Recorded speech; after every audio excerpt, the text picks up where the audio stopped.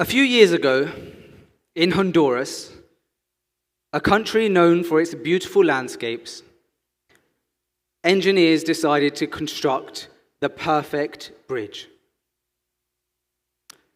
Now, if you know anything about Central America, you'll know that Honduras gets hit with some incredible storms, hurricanes, floods, you name it. And so the country decided to invest in creating a bridge that was perfect, that could defeat any weather, that could withstand and be durable to any kind of conditions. And so they did. They built this bridge and they called it the Choluteca Bridge. Now I'm sure you can guess what happened next in the story. A devastating storm in the 1990s hit Honduras. It crushed through towns, it flattened villages, it destroyed roads. It was named Hurricane Mitch. And despite destroying everything, the Choluteca Bridge remained intact. Not even a scratch. However, there was another problem. See, the hurricane was so damaging, so strong, that it had actually shifted the river. So the Choluteca Bridge, still pristine, still perfect, stood proudly over dry land. No water underneath. It was strong. It was beautiful. It was irrelevant. The story of the Choluteca Bridge is often used in leadership talks to say, like the river, life moves, and you need to adapt. You need to move with it. But when I first read the story of the Choluteca Bridge, it told me a different narrative. To me, it wasn't a story about adapting and adaptability. To me, it was a story about purpose. See, the story of the Choluteca Bridge said to me, you can build the perfect bridge. It can be strong. It can be durable. But if nobody needs to cross it, then what's the point? And we can build ourselves like that too. We can become strong. We can become productive, efficient. But if we don't connect, if we don't benefit people, if we don't care, if we don't matter to anybody other than ourselves, well, then you're just a bridge over dry land. Strong, beautiful, maybe a little bit irrelevant. Now, this is not to say don't work on yourself. It's not to say don't go to the gym, or don't eat healthy, or don't journal, or don't read books, or don't go to Pilates. I'm down with the current trends. It's to say, of course, do those things. After all, they say you can't pour from an empty cup, right? So you should be grounded, you should be stable, you should work on yourself, improve yourself. I believe in that. But here's what I also believe. And this is where I think a lot of us get it wrong. I believe that despite doing all of those things, sometimes we get so caught up trying to fill our own cup that we forget that the whole purpose is to pour. There's no point in making yourself stronger, better, calmer, more efficient, more productive if you're not using that strength to lift up others, to build others, to be the kind of person that helps that friend who is struggling, to be the kind of person who listens, who cares, who checks in. I want you to think back to a time in your own lives where you went through something tough. Maybe emotionally, maybe mentally, physically even. And think about how just the right person being there made all the difference. Not because they fix your problem, not because they give you a motivational speech, but because they were there. They listened. They were present. They checked in on you when no one else did, and you felt lighter. That's the whole point, right? These small, subtle deeds. And this isn't just a warm, fuzzy feeling. Science backs this. In 2023, the US Surgeon General released a report to say that loneliness was as damaging to the human body as smoking 15 cigarettes a day. 15 cigarettes. Because of feeling disconnected. He called loneliness a public health crisis. Because as humans, real connection is not just something that we desire. It's something that's wired into us. We need to feel heard. We need to feel held. Not just for our happiness, but for our health. That's why we shouldn't belittle these small actions of being beneficial to others, to helping others, and to supporting others. Because perhaps one of the actions that you take might save someone. And you might be thinking, well, is that really one of the big purposes of life, though?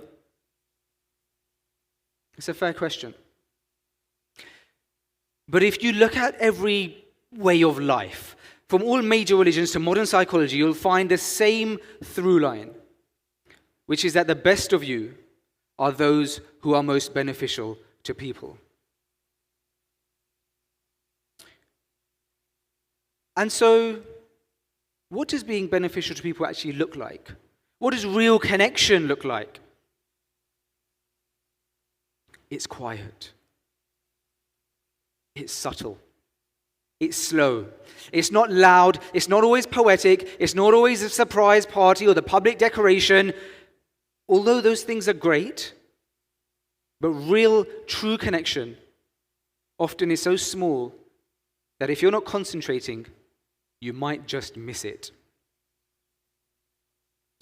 Let me give you an example from my life. One of the greatest acts of love that I can experience, and this is going to sound ridiculous, is when somebody picks me up from the airport. Now, when I'm alone, I'm fine. I've got one bag, passport in my hand, headphones on, I'm rolling through security like I work in the airport. But when I'm with my wife and kids, that airport becomes an extreme sport. We've got 4 carry-ons, 2 strollers, 3 emotional breakdowns, a missing shoe, a sippy cup spillage, someone's passport is missing and it has to be in somebody's bag, a broken suitcase wheel, a runny nose, sticky hands, leaky nappy, someone's crying and it's probably me, and then finally we land. We take our luggage, our children, and whatever's left of our will to live through arrivals and off that plane, and then finally I see someone waiting for me. It might be my brother, it might be my dad, it might be a random taxi driver holding my name wrong. I don't care. I want to leap into their arms, because at that point, I know somebody is there to take control. To say, get in the car, I've got it from here. They didn't give a big speech. They didn't film it. They just made my chaos feel a little bit lighter. And that's what it's about. It's about those small actions. That's how you're beneficial to others. So yes, of course, build yourself. Work on yourself. But remember that people never really remember how perfect you were. But they remember how you made them feel when they weren't. And so you might be thinking, well, that's all well and good. You've convinced me. But how do I do it? How do I become that person? Well, it'd be rude of me to give you guys this big speech and not give you something tangible to take away. So I put together a framework that I aptly named POUR, P-O-U-R. I'm a genius, I know, and I'm going to take you guys through it now. So the P in POUR stands for prepare. You must prepare yourself. Fill your own cup. Work on yourself. Improve your character. Spiritually, emotionally, physically. You can't pour from an empty cup, remember? The O in POUR stands for observe. Observe others. Listen. Notice things. Notice that friend who says that they're fine, but really you got an inkling that they're not. Or the colleague who hasn't showed up for a while. Or someone who's not performing at their best. Listen out for those things. The U in POUR stands for uplift. But uplift quietly. Not every good deed needs to be a Serving Humanity Day 4 short form content series. Just do it. Be the friend who cooks dinner for your buddy who's just had surgery. Be the colleague who steps in and covers the shift for someone you know who's struggling. Be the sibling who helps move house for your brother or sister without filming it. Psychologists call this pro-social behavior, doing acts of kindness to benefit others. And what's interesting is that researchers found that those acts of kindness, they actually boost the mental health of both the giver and the receiver. Uplift quietly. Lastly, the R in POUR stands for repeat. But repeat daily. Service is not a special occasion. You show up for it every single day in small, ordinary deeds. Because it's not a special occasion, it's a lifestyle. So that's the framework, and I wrote it like that in a specific order because that's the order that you do it in. You prepare yourself, you observe others, you uplift quietly, and you repeat daily. But a framework is just a framework. And life isn't always that simple, right? Life's not necessarily a easy checklist that you tick off. It's more of a dance. A beautiful, messy, sometimes exhausting dance. Dancing on the line between improving yourself and benefiting others.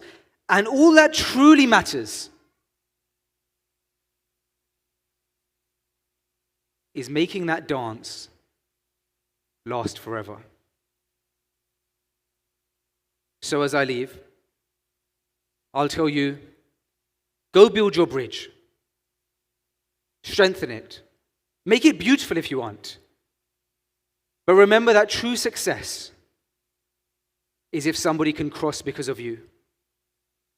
If somebody makes it home because of you. Thank you.